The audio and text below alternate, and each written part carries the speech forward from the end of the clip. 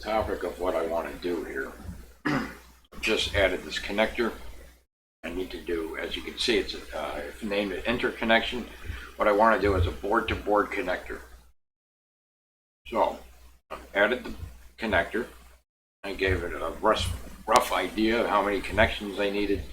We need to add more or less, so we can show you how to do that. First, it's on the board here, on a nice little sweet spot for where I had I had vias, and rather than vias, let's just do a connector. And I was, and rather than doing point-to-point wiring, which would make things ugly and difficult to troubleshoot because the wires are just all over the place. So choosing the trace width that I like, what I need to do first, because the pads haven't been named yet, so I need to do that. By clicking this, I can see that this is net D10 pad 2. It's going to this pad 1. So I'm going to highlight it, press E to edit. I want to change the net name. I want D10 pad 2.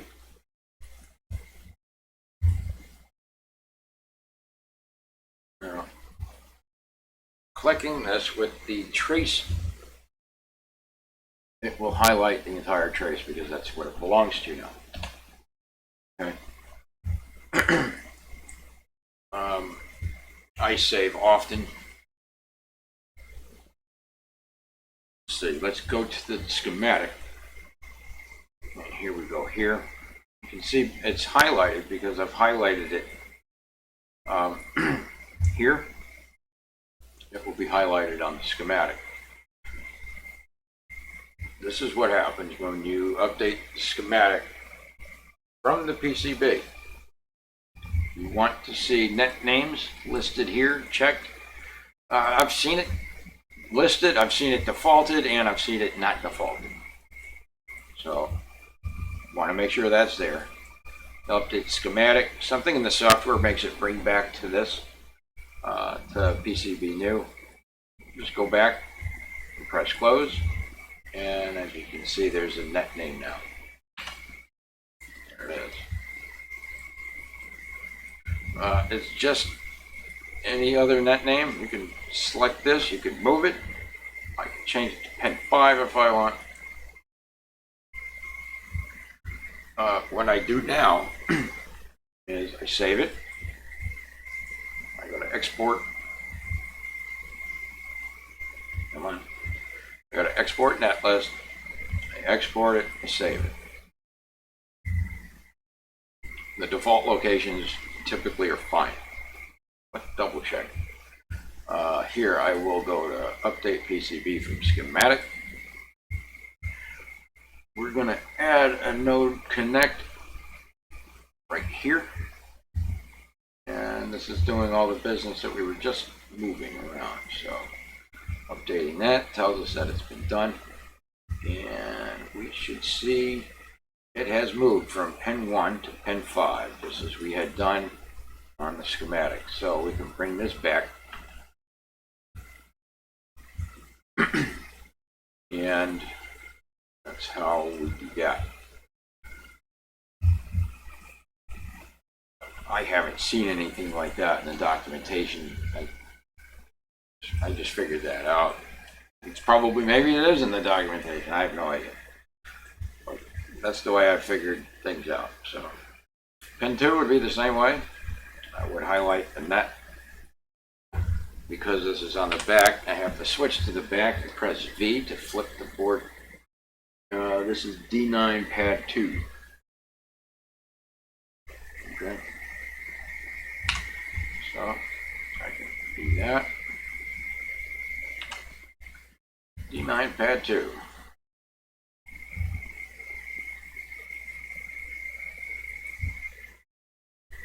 Go verify it with clicking it. And it does. So that's what I'm going to do. I'm going to continue down the line and try not to forget anything. If you do, you can simply go into the schematic and relocate. So if you skip one, you go, oh man, you can go back and you can change it without having to do each and every one of these here by changing, instead of changing each individual pad, going to it. Again, that change. Yeah, instead of having to go in here and changing each pad number back and forth, you go back to the schematic and change it there. You can just drag it, move it, things around. That's kind of nice. Well, that's what we're going to do now. If you want to follow along, this is what I'm going to do. This is RB4.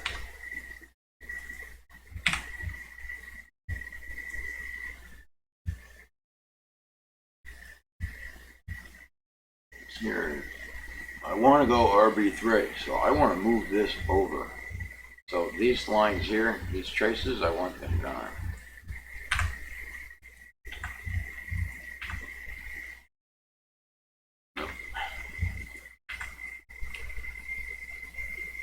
There's another icon here that deletes clicked items. This works as well.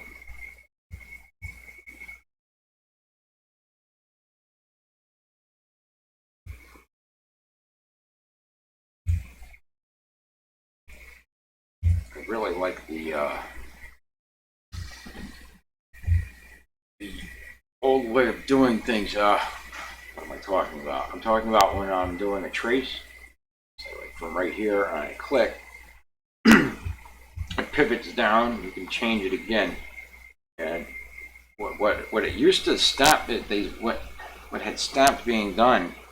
It's like, oh, I need to go back. I need to go back here now. So right now, you can just hit Backspace. You can go back. That hasn't happened for a while. I'm glad they brought that back, because I was really missing that. It was slowing down my slowing down the work. So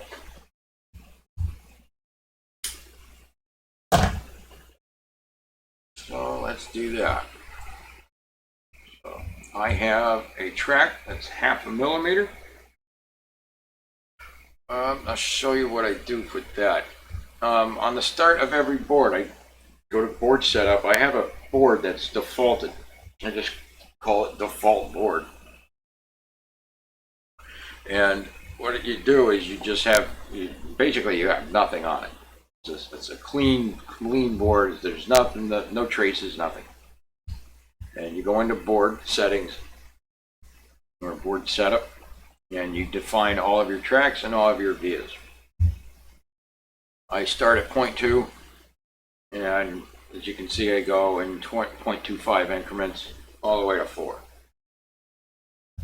If not, in 0.1 increments, so whatever. I have every decent, respectable width that I could use. As far as holes and vias go, the smallest I'll drill is a 0.3. The next is a 0.8 and a 1. And by using those combinations of 3 different via holes, I can get a number of different size pads with that, and it gives me more flexibility when designing a board. Especially if you're fabricating yourself, you want to give yourself a little wiggle room. This is a real nice way of doing that. So that's what I would do every time. This is how you would, and then you would just select the imports from another board, and you would select that default board.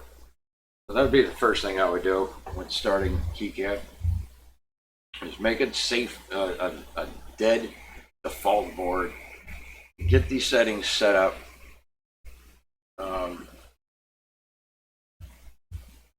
Yeah, those would be the first 2 things that we want set up. Because if not, it just goes, like, you're very limited. with trace thicknesses at the very beginning. So this gives you a nice wide range, and if you need something different, you can add it. But this pretty much covers everything. The track width for this particular pad is 0.6, so we're going to start with that. Let's see, I have RB3. I'll move that here. So I want this pen to be RB3.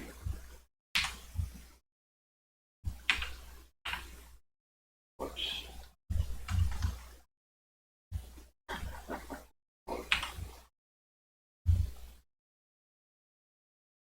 RB3. Okay, and followed by RB2, if we can sneak it in there. Hopefully we can. If we have to use smaller dimensions, we'll use smaller dimensions.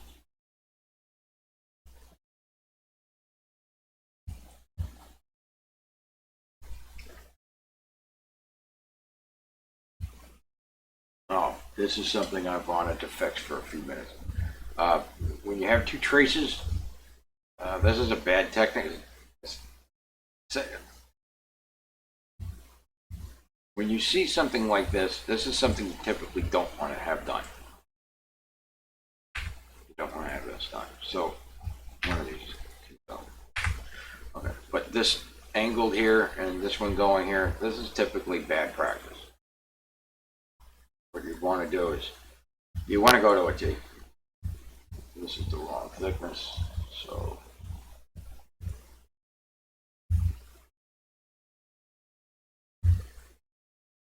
just going to remove that.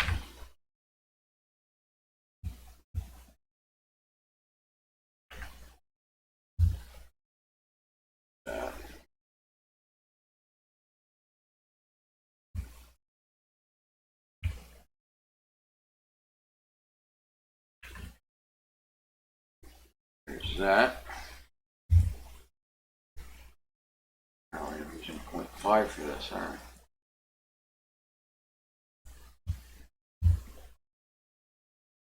Come on. Let's take care of that.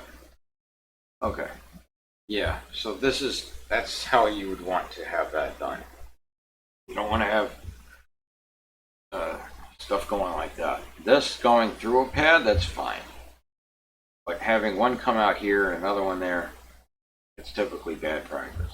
To go into a T, that's the proper way of doing it.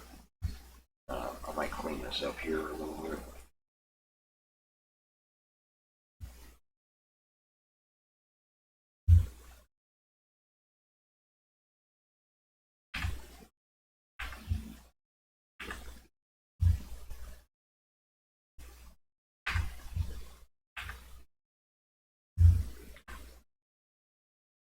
There's a lot of double traces on top of this stuff, isn't it? I don't know if I like that, really. I like it when it's coming out. Bring it out.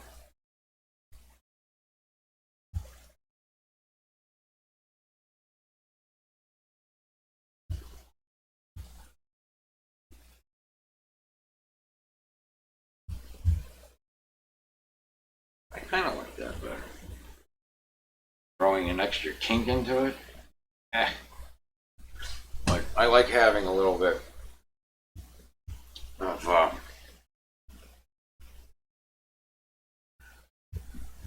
it helps not take so much heat. And doing something like that, actually doing something like this right here will help it, will make it tombstone.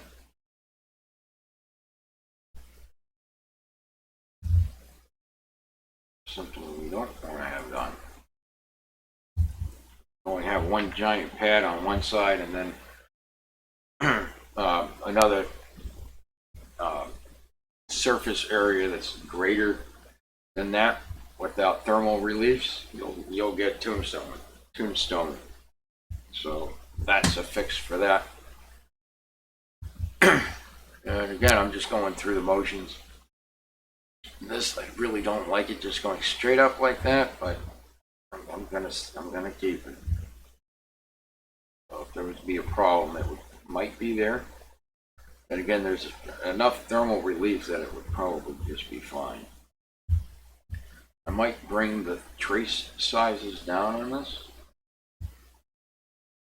Looks like I'm gonna have trouble sneaking that next one down.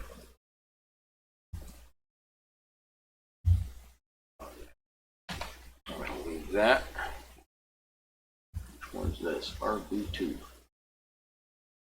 One at a time. RB2.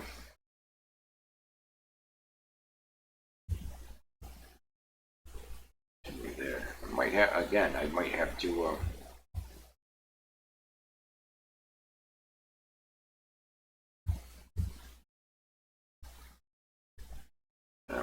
adjust the track size, and I probably will. Just looking at this right now, I know I'll have to do that.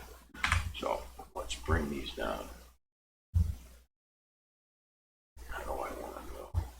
0.4, pretty good. 0.3, I don't really want to go less than that. It'll be fine if it was. 0.3 is a pretty tight resolution. I would probably stay away from 0.3 if you're doing toner transfer. I use silk screen and photoresist.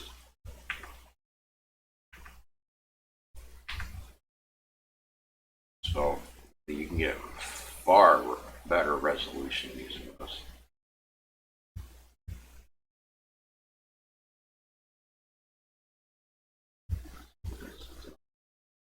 Have an RB4, RB5. RB4 is done, isn't it? RB5. Yeah, I need to start getting these in there. I can probably sneak this one in somewhere else.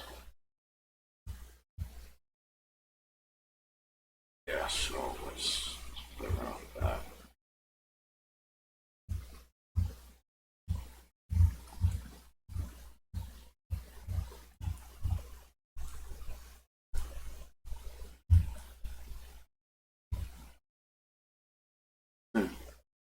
That works too.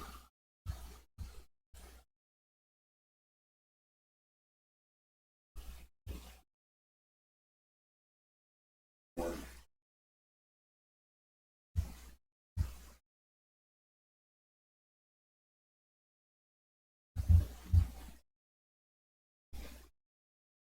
see. I can adjust all the stuff. Let's see a trace there. This is what RB1. And this is it. This is going through the motions, getting things all taken squared away. Don't like that at all.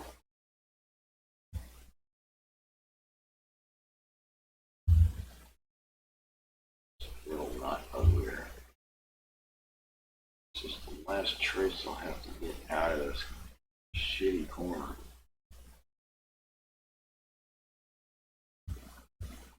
Ouch, you know what? Not true.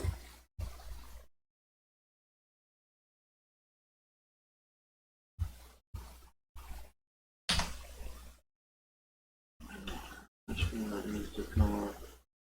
Boy, this is a real tough spot.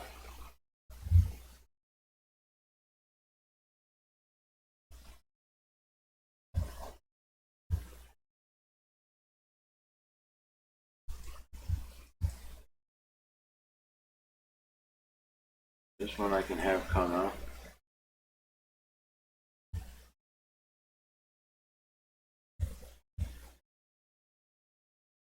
I'm just trying to get a feel here. RA1. Do I need to get that out of it? Let's find out. Highlight that nut. There, nut highlight.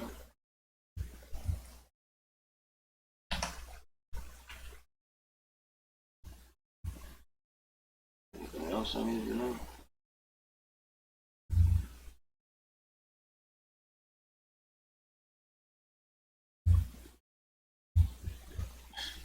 the software mess up on? Let's see. I needed to know about this one. I don't see it needing to go out to the board, so it's that breakout, so I'm going to ignore that one.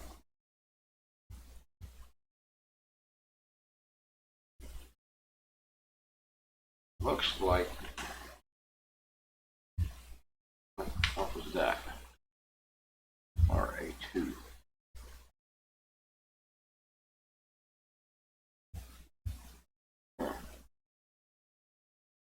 Where was that going?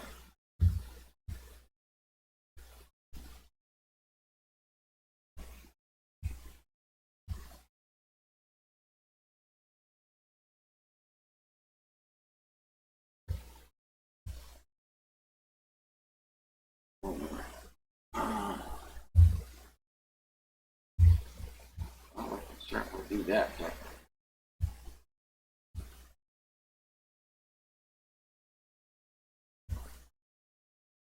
Yep, we can certainly do that.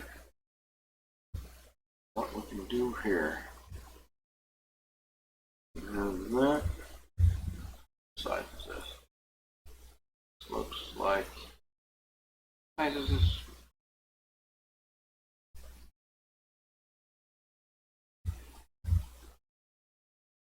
Yeah, 1 millimeter. Let's track that down.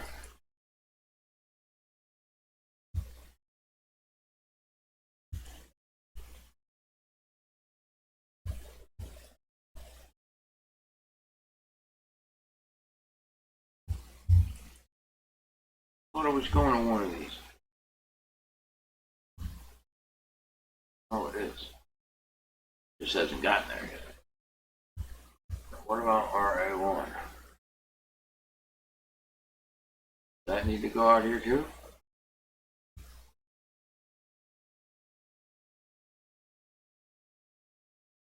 It might. So let's relocate that one.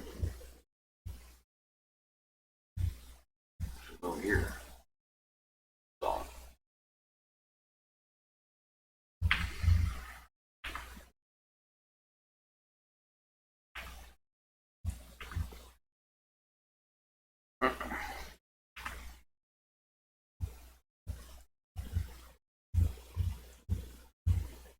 Let's have this one.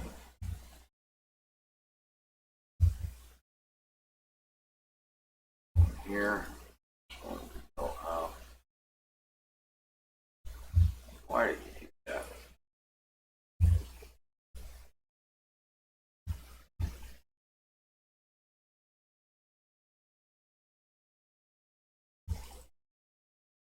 Oh, the software's messing.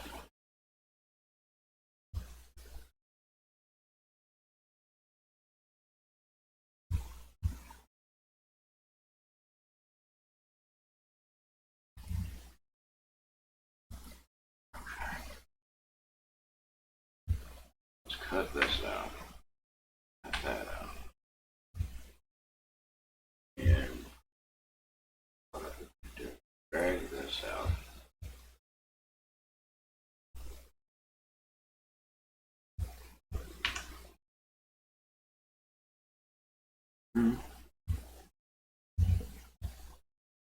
And we'll do that. These three here will get broken out to here.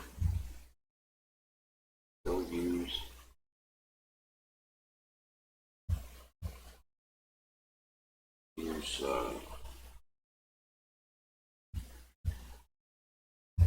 we're already going through it as well.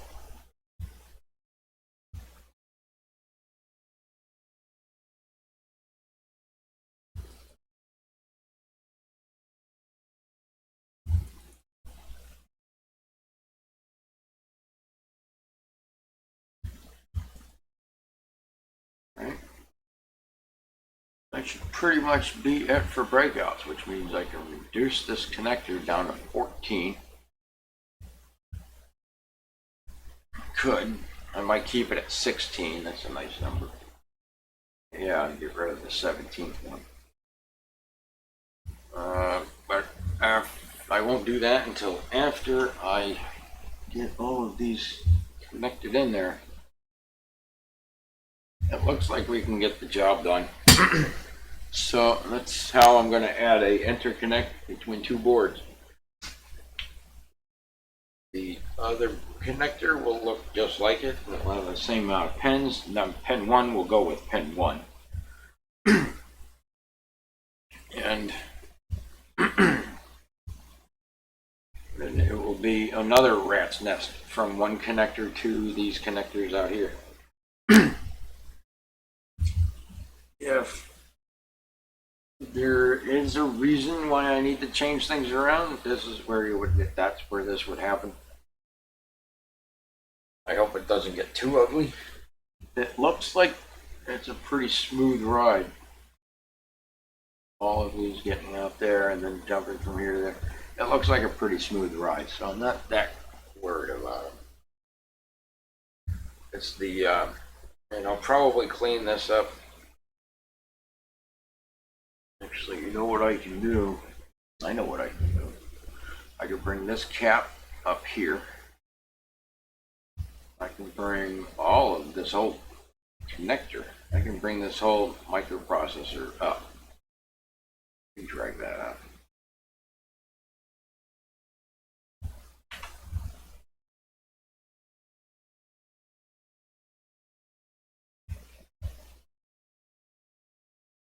Yeah.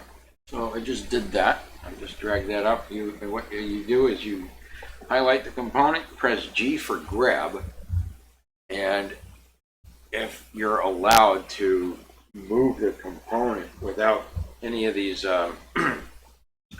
existing traces turning green, indicating an obstacle, you can do that. Typically you want to go straight up or straight down, left or right. So if you had gone, if I had dragged this into an angle, it gets pretty ugly. It pretty much stops right away. See, like that. Up, down. See, I can get a few degrees of flexibility in there before things go crazy. Even right there, I could squeeze all of that in. That would still be fine. It hasn't changed the trace layout dramatically. It's pretty clean, and I get some more room down here. See that? So that's nice. I can make some room in here, clean these up so it looks a little bit presentable. And I'll just clean this up here. I don't like this. This is a. I will name all of these connectors and then basically copy and paste. What you would do is you take the whole connector, you would highlight all of the nets included right here. So this would be an entire line of named nets. If you want to do that, you could do Control D for duplicate. And there you go. That works on every component on the schematic. It also copies the footprint, any type of different, if it's a particular connector and you have it, not a data sheet, but a particular footprint for it, that footprint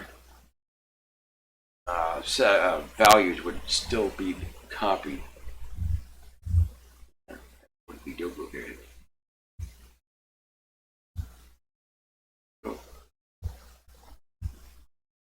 So that's just playing around and getting a connector going to go from board to board.